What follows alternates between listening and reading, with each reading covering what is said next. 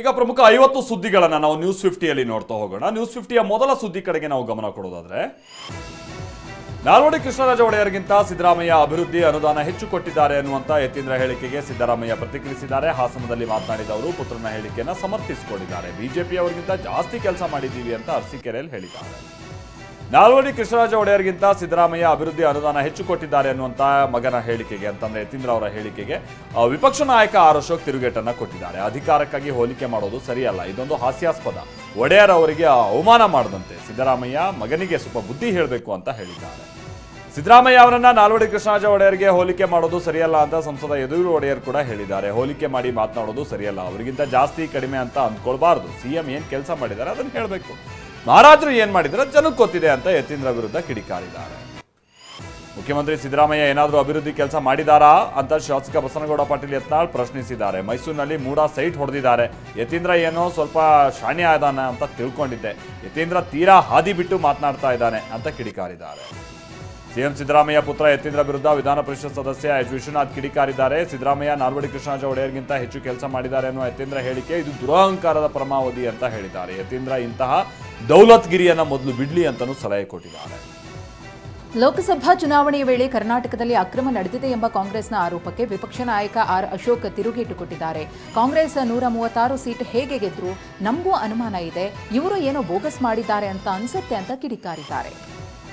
ಲೋಕಸಭಾ ವಿಪಕ್ಷ ನಾಯಕ ರಾಹುಲ್ ಗಾಂಧಿ ಅವರ ಕರ್ನಾಟಕದಲ್ಲಿ ಮತಗಳ್ಳತನ ಆರೋಪವನ್ನು ಮಾಜಿ ಸಂಸದ ಡಿಕೆ ಸುರೇಶ್ ಅವರು ಸಮರ್ಥಿಸಿಕೊಂಡಿದ್ದಾರೆ. ಮತದಾರರ ಪಟ್ಟಿಯಲ್ಲಿ ಸಾಕಷ್ಟು ಗೊಂದಲವಿತ್ತು, ಡಿಲೀಟ್ ಮಾಡಿದ್ದನ್ನ ನೋಡಿದ್ದೇವೆ ಎಂದಿದ್ದಾರೆ. ರಾಹುಲ್ ಗಾಂಧಿ ಸಿಎಂ ಡಿಸಿಎಂ ಅನಿಸಿಕೆಗೆ ನನ್ನ ಸಹಮತ ಇದೆ ಅಂತ ಹೇಳಿದ್ದಾರೆ. ರಾಜ್ಯ ಸರ್ಕಾರಕ್ಕೆ ಜಾತಿ ಗಣತಿ ಮಾಡುವ ಯೋಗ್ಯತೆ ಇಲ್ಲ ಅಂತ ಬಿಜೆಪಿ ಸಂಸದ ಯದುವೀರ್ ಒಡೆಯರ್ ಅವರು ಆಕ್ರೋಶ ವ್ಯಕ್ತಪಡಿಸಿದ್ದಾರೆ. ಕೇಂದ್ರದಲ್ಲಿ ಕಾಂಗ್ರೆಸ್ ಇದ್ದಾಗ ಯಾಕೆ ಜಾತಿ ಗಣತಿ ಮಾಡಲಿಲ್ಲ ಅಂತ ಪ್ರಶ್ನೆ ಮಾಡಿದ ಯದುವೀರ್ ಅವರು ಜಾತಿ ಗಣತಿ ಹೆಸರಿನಲ್ಲಿ ರಾಜಕಾರಣವಾಗ್ತಾ ಇದೆ ಅಂತ ಕಿಡಿಕಾರಿದ್ದಾರೆ. ಜಾತಿ ಗಣತಿ ಮಾಡೋ ಯೋಗ್ಯತೆ ಇಲ್ಲ ಎಂಬ ಸಂಸದ ಯದುವೀರ್ ಒಡೆಯರ್ ಅವರ ಹೇಳಿಕೆಗೆ ಡಿಸಿಎಂ ಡಿಕೆ ಶಿವಕುಮಾರ್ ಅವರು ಕಿಡಿಕಾರಿದ್ದಾರೆ. ಯದುವೀರ್ ಅವರು ಹೊಸದಾಗಿ ಎಂಪಿ ಆಗಿದ್ದಾರೆ, ಇನ್ನೂ ಅನುಭವ ಇಲ್ಲ, ನಮ್ಮನ್ನ ನೋಡಿ ಕೇಂದ್ರ ಸರ್ಕಾರ ಜಾತಿ ಗಣತಿಗೆ ನಿರ್ಧರಿಸಿದೆ ಎಂದಿದ್ದಾರೆ. ಕೊಪ್ಪಳ ಜಿಲ್ಲೆಯಲ್ಲಿ ಯೂರಿಯಾ ಗೊಬ್ಬರ ಸಮಸ್ಯೆಯಾಗಿದೆ. ಬಸವೇಶ್ವರ ವೃತ್ತದ ಬಳಿಯ ಸಹಕಾರಿ ಸಂಘದ ಕಚೇರಿಯಲ್ಲಿ ನೋ ಸ್ಟಾಕ್ ಅಂತ ಬೋರ್ಡ್ ಅನ್ನು ಹಾಕಲಾಗಿದೆ. ಬೆಳಗ್ಗೆ 5 ಗಂಟೆಯಿಂದ ಗೊಬ್ಬರಕ್ಕಾಗಿ ಕಾಯ್ತಾ ಇದ್ದ ರೈತರಿಗೆ ನಿರಾಸೆಯಾಗಿದೆ. ಇನ್ನು ಕೊಪ್ಪಳದಲ್ಲಿ ಗೊಬ್ಬರ ನೋ ಸ್ಟಾಕ್ ಬೋರ್ಡ್ ಹಾಕಿರೋದನ್ನ ಕಂಡಂತ ರೈತರು ಮಣ್ಣು ತಿಂದು ಆಕ್ರೋಶವನ್ನ ಹೊರಹಾಕಿದ್ದಾರೆ. ಗಂಜು ವೃತ್ತದ ಬಳಿ ಇರುವಂತ ತಾಲೂಕು ಒಕ್ಕಲುತನ ಹಟ್ಟುವಳಿ ಸಹಕಾರಿ ಸಂಘದ ಮುಂದೆ ರೈತ ಚಂದ್ರಪ್ಪ ಬಡಗಿ ಕಿಡಿಕಾರಿದ್ದಾರೆ. ಕುಣಕೇರಿ ತಾಂಡಾದ ಮಣ್ಣು ತಿಂದು ಕೆಂಡ ಕಾರಿದ್ದಾರೆ. ಗದಗ ಜಿಲ್ಲೆಯಲ್ಲಿ ಯೂರಿಯಾ ಗೊಬ್ಬರಕ್ಕಾಗಿ ರೈತರು ಪರದಾಟ ಮುಂದುವರೆದಿದೆ. ನರಗುಂದ ಪಟ್ಟಣದಲ್ಲಿ ಸುರಿಯುವ ಮಳೆಯನ್ನ ಲೆಕ್ಕಿಸದೆ ಅನ್ನದಾತರು ಗೊಬ್ಬರ ಖರೀದಿಗಾಗಿ ಕ್ಯೂನಲ್ಲಿ ನಿಂತಿದ್ದಾರೆ. ರೈತರು ತಲೆ ಮೇಲೆ ಟವಲ್ ಹಾಕೊಂಡು ಸರತಿ ಸಾಲಲ್ಲಿ ನಿಂತಿರುವಂತಹ ದೃಶ್ಯ ಕಂಡು ಬರ್ತಾ ಇದೆ. ಕಲಬುರಗಿ ಜಿಲ್ಲೆಯಲ್ಲಿ ರೈತರಿಗೆ ಮಹಾ ಮೋಸದ ಆರೋಪ ಕೇಳಿಬಂದಿದೆ. ಬಿತ್ತನೆ ಬೀಜ, ರಸಗೊಬ್ಬರ ದುಪ್ಪಟ್ಟು ಬೆಲೆಗೆ ಮಾರಾಟ ಮಾಡಲಾಗ್ತಾ ಇದೆ ಅಂತ ಆರೋಪಿಸಲಾಗ್ತಾ ಇದೆ. 900 ರೂಪಾಯಿ ಇರುವಂತಹ ಹತ್ತಿ ಬೀಜದ ಪ್ಯಾಕೆಟ್ ಅನ್ನ 1200 ರೂಪಾಯಿಗೆ, 258 ರೂಪಾಯಿ ಇರುವಂತಹ ಯೂರಿಯಾ ಗೊಬ್ಬರವನ್ನ 400 ರಿಂದ 500 ರೂಪಾಯಿಗೆ ಮಾರಾಟ ಮಾಡಲಾಗ್ತಾ ಇದೆ ಅಂತ ರೈತರು ಆರೋಪಿಸ್ತಾ ಇದ್ದಾರೆ.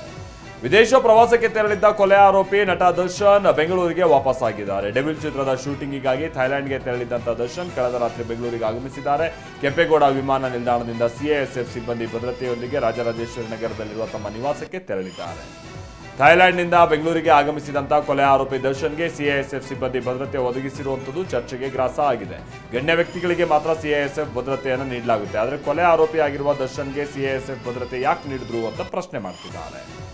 ಕೊಲೆ ಆರೋಪಿ ನಟ ದರ್ಶನ್ಗೆ ಸಿಐಎಸ್ಎಫ್ ಸಿಬ್ಬಂದಿ ಭದ್ರತೆಯ ಬಗ್ಗೆ ಗೃಹ ಸಚಿವ ಡಾಕ್ಟರ್ ಜಿ ಪರಮೇಶ್ವರ್ ಅವರು ಪ್ರತಿಕ್ರಿಯೆ ಕೊಟ್ಟಿದ್ದಾರೆ. ಕೆಂಪೇಗೌಡ ವಿಮಾನ ನಿಲ್ದಾಣದಲ್ಲಿ ದರ್ಶನ್ಗೆ ಸಿಐಎಸ್ಎಫ್ ಭದ್ರತೆ ಕೊಟ್ಟಿದ್ದಾರಾ ಇಲ್ವಾ ಎಂಬುದು ನನಗೆ ಗೊತ್ತಿಲ್ಲ, ಭದ್ರತೆ ಕೊಟ್ಟಿರುವ ಬಗ್ಗೆ ನಾನು ವಿಚಾರಿಸ್ತೇನೆ ಎಂದಿದ್ದಾರೆ.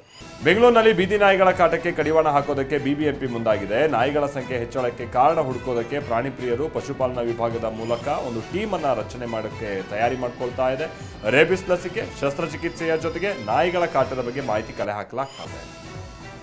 ತುಮಕೂರು ಜಿಲ್ಲೆಯಲ್ಲಿ ಬೀದಿ ನಾಯಿಗಳ ಉಪಟಳ ಜಾಸ್ತಿಯಾಗಿದೆ. ಕಳೆದ 6 ತಿಂಗಳಲ್ಲಿ 10,551 ಬೀದಿ ನಾಯಿಗಳ ದಾಳಿಯ ಪ್ರಕರಣಗಳು ದಾಖಲಾಗಿದೆ. ದಾಳಿಗೊಳಗಾದಂತಹ 5 ಚಿಕಿತ್ಸೆ ಫಲಕಾರಿಯಾಗಿದೆ ಮೃತಪಟ್ಟಿದ್ದಾರೆ ಅಂತಲೂ ಅಧಿಕಾರಿಗಳು ತಿಳಿಸಿದ್ದಾರೆ.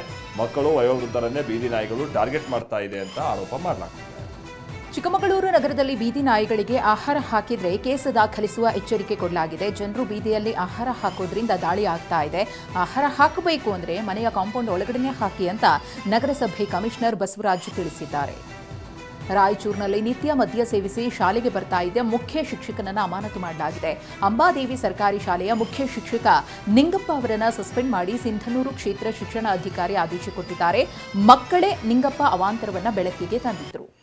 ಚಿಕ್ಕಮಗಳೂರು ಜಿಲ್ಲೆಯಲ್ಲಿ ಮಳೆಯ ಆರ್ಭಟ ಮುಂದುವರೆದಿದೆ. ಜಿಲ್ಲೆಯಲ್ಲಿ ಇವತ್ತು ಆರೆಂಜ್ ಅಲರ್ಟ್ ಘೋಷಣೆ ಮಾಡಲಾಗಿತ್ತು. ಮೂಡಿಗೆರೆ, ಶೃಂಗೇರಿ, ಕಳಸ, ಕೊಪ್ಪ, ಚಿಕ್ಕಮಗಳೂರು, ಎನ್ಆರ್ಪುರ ಭಾಗದಲ್ಲಿ ಭಾರೀ ಮಳೆಯ ಮುನ್ಸೂಚನೆ ಇದೆ.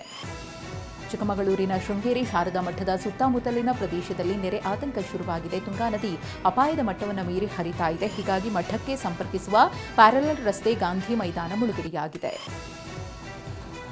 ಚಿಕ್ಕಮಗಳೂರಿನ ತರೀಕೆರೆಯಲ್ಲಿ ಮಳೆ ಗಾಳಿಗೆ ಹುಣಸೆ ಮರವೊಂದು ಬಿದ್ದುಬಿಡ್ತು. ಲಕ್ಕವಳ್ಳಿ ಕ್ರಾಸ್ ಬಳಿಯ ರಾಜ್ಯ ಹೆದ್ದಾರಿಗೆ ಅಡ್ಡಲಾಗಿ ಮರ ಧರಾಶಾಹಿಯಾಯಿತು. ಇದರಿಂದ ಕೆಲ ಕಾಲ ವಾಹನ ಸಂಚಾರ ಅಸ್ತವ್ಯಸ್ತಗೊಂಡಿತ್ತು. ಅಗ್ನಿಶಾಮಕ ಸಿಬ್ಬಂದಿ ಮರವನ್ನು ತೆರವುಗೊಳಿಸಿದ್ದಾರೆ. ಶಿವಮೊಗ್ಗ ಜಿಲ್ಲೆಯಲ್ಲೂ ಧಾರಾಕಾರ ಮಳೆ ಆಗ್ತಾ ಇದೆ. ತೀರ್ಥಹಳ್ಳಿಯ ಆಗುಂಬೆಯಲ್ಲಿನ ಮಾಲತಿ ನದಿ ತುಂಬಿ ಹರಿತಾ ಇದೆ. ನಾಬಳ ಬಳಿ ರಸ್ತೆ ಸಂಪೂರ್ಣವಾಗಿ ಜಲಾವೃತ ಆಗಿದೆ. ಇದರಿಂದ ಸ್ಥಳೀಯರು ಪರದಾಡ್ತಾ ಇದ್ದಾರೆ. ಮುಂಗಾರು ಮಳೆಗೆ ದಾವಣಗೆರೆಯಲ್ಲೂ ಜನಜೀವನ ಅಸ್ತವ್ಯಸ್ತಗೊಂಡಿದೆ. ಸಬ್ ರಿಜಿಸ್ಟ್ರಾರ್ ಕಚೇರಿ ರಸ್ತೆ ಸಂಪೂರ್ಣವಾಗಿ ಹಾಳಾಗಿ ಹೋಗಿದೆ. ಕೆಸರು ಗದ್ದೆಯಂತಾದ ಸಬ್ ರಿಜಿಸ್ಟ್ರಾರ್ ಕಚೇರಿ ರಸ್ತೆ ರಿಪೇರಿಗೆ ಮನವಿ ಮಾಡಿದ್ರು. ಜನಪ್ರತಿನಿಧಿಗಳು ನಿರ್ಲಕ್ಷ್ಯ ವಹಿಸ್ತಾ ಇದ್ದಾರೆ. ರಸ್ತೆ ರಿಪೇರಿ ಆಗದೆ ಹೋದರೆ ಪ್ರತಿಭಟನೆ ಮಾಡೋದಾಗಿ ಸ್ಥಳೀಯರು ಎಚ್ಚರಿಕೆ ಕೊಡ್ತಿದ್ದಾರೆ. ಉಡುಪಿಯಲ್ಲಿ ಭಾರೀ ಮಳೆಗೆ ರಸ್ತೆಗಳ ಸ್ಥಿತಿ ಶೋಚನೀಯ ಸ್ಥಿತಿಗೆ ತಲುಪಿವೆ. ಬೈಂದೂರಿನ ಕೊಲ್ಲೂರು ಮೂಕಾಂಬಿಕೆ ದೇಗುಲದ ರಸ್ತೆ ಗಬ್ಬೆದ್ದು ಹೋಗಿದೆ. ಎಲ್ಲಿ ನೋಡಿದ್ರೂ ಬರೀ ಗುಂಡಿಗಳೇ ಕಾಣಿಸ್ತಾ ಇದೆ. ಸರಿಯಾದ ರಸ್ತೆ ವ್ಯವಸ್ಥೆ ಇಲ್ಲದೆ ಭಕ್ತರು ಪರದಾಡ್ತಾ ಇದ್ದಾರೆ. ಮಹಾರಾಷ್ಟ್ರದಲ್ಲಿ ಪಶ್ಚಿಮ ಘಟ್ಟ ಪ್ರದೇಶದಲ್ಲಿ ಭಾರೀ ಮಳೆ ಹಿನ್ನೆಲೆಯಲ್ಲಿ ಬೆಳಗಾವಿಗೆ ಹೆಚ್ಚಿನ ಪ್ರಮಾಣದಲ್ಲಿ ನೀರು ಹರಿದು ಬರ್ತಾ ಇದೆ. ಕೃಷ್ಣಾ ನದಿಗೆ 10,000 ಕ್ಯೂಸೆಕ್ ಅಷ್ಟು ನೀರು ಬಿಡುಗಡೆ ಮಾಡಲಾಗಿದೆ. ದೂಧಗಂಗಾ ನದಿ ಮೂಲಕ ಕೃಷ್ಣಾ ನದಿಗೆ ನೀರು ಹರಿಬಿಡಲಾಗಿದೆ. ಬೀದರ್ ಜಿಲ್ಲೆಯಾದ್ಯಂತ ನಿರಂತರ ಜಿಟಿಜಿಟಿ ಮಳೆಯಾಗ್ತಾ ಇದೆ. ಮಳೆಯಿಂದಾಗಿ ಸಾರ್ವಜನಿಕರು ಕೊಡೆ ಮೊರೆ ಹೋಗಿದ್ದಾರೆ. ಬೀದರ್ ನಗರದಲ್ಲಿ ವಿದ್ಯಾರ್ಥಿಗಳು ಕೂಡ ಜಿಟಿಜಿಟಿ ಮಳೆಯನ್ನ ಲೆಕ್ಕಿಸದೆ ಕೊಡೆ ಹಿಡಿದು ಶಾಲೆಗೆ ತೆರಳುತ್ತಾ ಇದ್ದ ದೃಶ್ಯ ಕಂಡುಬಂದಿದೆ. ಮಳೆಯಿಂದಾಗಿ ಹಾವೇರಿಯ ಯಲ್ಲಾಪುರ ಗ್ರಾಮದಲ್ಲಿ 3 ಮನೆಗಳು ಕುಸಿತವಾಗಿವೆ. ಅದೃಷ್ಟವಶಾತ್ ಯಾವುದೇ ಪ್ರಾಣಾಪಾಯ ಸಂಭವಿಸಿಲ್ಲ. ಸಂಜನಾ ದಳವಾಯಿ, ಕೃಷ್ಣಪ್ಪ ಲಮಾಣಿ, ಮಂಜುಳಾ ಎಂಬುವರಿಗೆ ಸೇರಿದ ಮನೆಗಳು ಧರಾಶಾಹಿಯಾಗಿವೆ. ಮನೆಯಲ್ಲಿದ್ದ ದವಸ ಧಾನ್ಯಗಳು ನಾಶವಾಗಿವೆ. ಹಾವೇರಿ ಜಿಲ್ಲೆಯಲ್ಲಿ ಸುರಿತಾ ಇರುವ ಮಳೆಯಿಂದಾಗಿ ಮನೆಯೊಂದರ ಮೇಲ್ಛಾವಣಿ ಕುಸಿದು ಬಿದ್ದಿದೆ. ಬ್ಯಾಡಗಿ ತಾಲೂಕು ಚಿಕ್ಕಣಜ್ಜಿ ಗ್ರಾಮದಲ್ಲಿ ಘಟನೆ ನಡೆದಿದೆ. ಅದೃಷ್ಟವಶಾತ್ ಯಾವುದೇ ಪ್ರಾಣಹಾನಿ ಸಂಭವಿಸಿಲ್ಲ. ಮನೆಯಲ್ಲಿದ್ದಂತಹ ವಸ್ತುಗಳು ಸಂಪೂರ್ಣ ನಾಶವಾಗಿವೆ. ಹಾವೇರಿ ಜಿಲ್ಲೆಯಲ್ಲಿ ಭಾರೀ ಮಳೆಯಿಂದಾಗಿ ಕೆರೆಗಳ ಒಡ್ಡು ಒಡೆದು ಅಪಾರ ಪ್ರಮಾಣದ ಬೆಳೆ ಹಾನಿಯಾಗಿದೆ. ಬ್ಯಾಡಗಿ ತಾಲೂಕಿನ ದುಮ್ಮಿಹಾಳ ಗ್ರಾಮದಲ್ಲಿ ಲಕ್ಷಾಂತರ ರೂಪಾಯಿ ಮೌಲ್ಯದ ಮೆಕ್ಕೆಜೋಳ, ಭತ್ತ, ಅಡಿಕೆ ಸೇರಿದಂತೆ ತೋಟಗಾರಿಕೆ ಬೆಳೆಗಳು ನಾಶವಾಗಿವೆ. ಅವೈಜ್ಞಾನಿಕ ಕಾಮಗಾರಿಯಿಂದ ಕೆರೆ ಏರಿ ಒಡೆದಿದೆ ಅಂತ ಸ್ಥಳೀಯರು ಆರೋಪಿಸಿದ್ದಾರೆ. ಕೇರಳದ ಹಲವೆಡೆಯೂ ಕೂಡ ಭಾರೀ ಮಳೆ ಆಗ್ತಾ ಇದೆ. ಮಲಪುರಂನ ಹಲವೆಡೆ ಮಳೆಗೆ ಅವಾಂತರಗಳು ನಡೆದು ಹೋಗ್ತಾ ಇದೆ. ಮಲಪುರಂನಲ್ಲಿ ಬೃಹತ್ ಮರವೊಂದು ಧರೆಗುರುಳಿದೆ. ಅದೃಷ್ಟವಶಾತ್ ಯಾವುದೇ ಪ್ರಾಣಾಪಾಯ ಸಂಭವಿಸಿಲ್ಲ. ಸ್ಥಳೀಯರು ಹಾಗೆ ಅರಣ್ಯ ಇಲಾಖೆ ಅಧಿಕಾರಿಗಳು ಮರ ತೆರವುಗೊಳಿಸ್ತಾ ಇದ್ದಾರೆ. ಕಾರ್ಗಿಲ್ ದಿನದ ಹಿನ್ನೆಲೆಯಲ್ಲಿ ಸಿಎಂ ಸಿದ್ದರಾಮಯ್ಯ ಬೆಂಗಳೂರಿನ ರಾಷ್ಟ್ರೀಯ ಸೈನಿಕ ಸ್ಮಾರಕದಲ್ಲಿ ವೀರಗಲ್ಲು ಲೋಕಾರ್ಪಣೆ ಮಾಡಿದ್ದಾರೆ. ಹುತಾತ್ಮ ಯೋಧರಿಗೆ ಗೌರವ ಸಲ್ಲಿಸುವ ಸಲುವಾಗಿ ವೀರಗಲ್ಲು ನಿರ್ಮಿಸಲಾಗಿದೆ. 75 ಅಡಿ ಎತ್ತರದ ಈ ವೀರಗಲ್ಲು 400 ಟನ್ ತೂಕವಿದೆ. ಅಹಮದಾಬಾದ್ನ ಜಿಎಸ್ಪಿ ಕ್ರಾಪ್ ಸೈನ್ಸ್ ಲಿಮಿಟೆಡ್ ಕಂಪನಿಯು ಭತ್ತದ ಬೆಳೆಗೆ ಪೇಟೆಂಟ್ ಪಡೆದ ಉತ್ಪನ್ನ ರನ್ವೇ ಅನ್ನು ವರ್ಚುವಲ್ ಆಗಿ ಪ್ರಾರಂಭಿಸಿತು. ಕಂಪನಿಯ ಕಾರ್ಯನಿರ್ವಾಹಕ ನಿರ್ದೇಶಕ ಮೆಹುಲ್ ಪಾಂಡ್ಯ, ಮಾರಾಟ ಮತ್ತು ಮಾರುಕಟ್ಟೆ ಉಪಾಧ್ಯಕ್ಷ ರಾಜೇಂದ್ರ ಲ್ಯಾಂಡ್ಗೆ ಮತ್ತು ಮಾರುಕಟ್ಟೆ ಜನರಲ್ ಮ್ಯಾನೇಜರ್ ಸಾಧು ಜಾಧವ್ ಈ ಸಂದರ್ಭದಲ್ಲಿ ಉಪಸ್ಥಿತರಿದ್ದರು. ಬೆಂಗಳೂರಿನ ರೇವಾ ವಿಶ್ವವಿದ್ಯಾಲಯ 2025-26ರ ಶೈಕ್ಷಣಿಕ ವರ್ಷದ ತಾಂತ್ರಿಕೇತರ ಹೊಸ ಬ್ಯಾಚ್ ವಿದ್ಯಾರ್ಥಿಗಳಿಗೆ ಪರಿಚಯಾತ್ಮಕ ಕಾರ್ಯಕ್ರಮ ಆಯೋಜಿಸಲಾಗಿತ್ತು. ಕಾರ್ಯಕ್ರಮದಲ್ಲಿ WLDD ಪ್ರೈವೇಟ್ ಲಿಮಿಟೆಡ್ನ ಸಿಇಒ ಅರಿಹಂತ್ ಜೈನ್, ಮಾರ್ವಾಡಿ ವಿಶ್ವವಿದ್ಯಾನಿಲಯದ ಟ್ರಸ್ಟಿ ಎಂ ಡಿಯಾಗಿರೋಜಿತ್ ಮಾರ್ವಾಡಿ, ರೇವಾ ವಿಶ್ವವಿದ್ಯಾನಿಲಯದ ಕುಲಪತಿ ಡಾಕ್ಟರ್ ಪಿ ಶಾಮರಾಜು ಕಾರ್ಯಕ್ರಮದಲ್ಲಿ ಭಾಗಿಯಾಗಿದ್ದರು.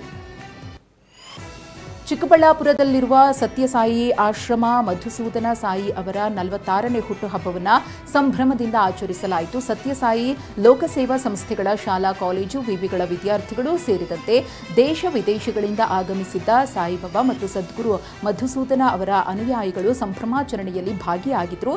ಈ ಸಂದರ್ಭದಲ್ಲಿ ಮಾತನಾಡಿದ ಮಧುಸೂದನ್ ಸಾಯಿ, ಅನ್ನ, ಅಕ್ಷರ, ಆರೋಗ್ಯ ಮಾರಾಟದ ಸರಕು ಆಗಬಾರದು ಅಂತ ಅಭಿಪ್ರಾಯಪಟ್ಟರು. ಕೊಪ್ಪಳದ ಗವಿಮಠದ ಆವರಣದಲ್ಲಿ ಯಲಬುರ್ಗದ ಕುದರಿ ಮೋದಿ ನಿವಾಸಿ ಹಸೀನಾ ಬೇಗಂ ಧ್ಯಾನ ಮಾಡಿದ್ದಾರೆ.